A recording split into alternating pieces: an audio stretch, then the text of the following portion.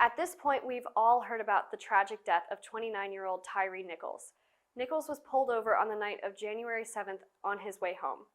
Video shows he was beaten by 5 police officers and then died in the hospital 3 days later. Elijah Poritzky went across campus to get your opinion about this tragedy. Thanks, Lindsay. Yes, like you said, Tyree was on his way home when he was pulled over by police for reckless driving. However, sources say that there was no probable cause for the stop in the first place.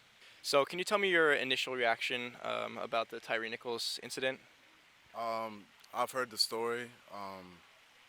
I didn't want to see the video just because, just for like my mental health. I don't like seeing stuff that's sensitive. But I mean, we see stuff like this over and over again. It's really just heartbreaking.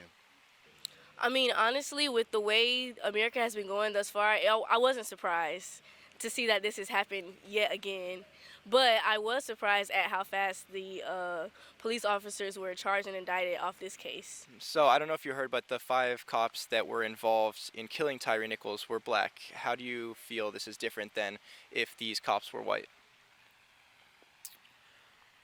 Well, it shouldn't necessarily change their perspective about doing a thoroughgoing investigation and holding these authorities to account.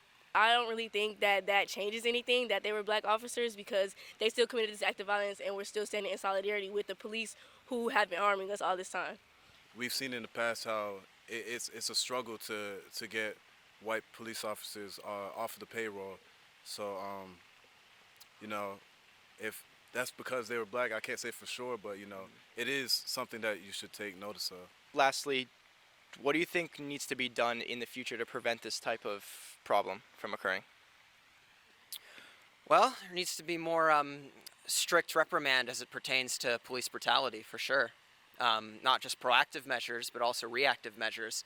For far too often, there's been issues with officers just getting a slap on the wrist, and that's unacceptable, especially in matters of death and overreaction.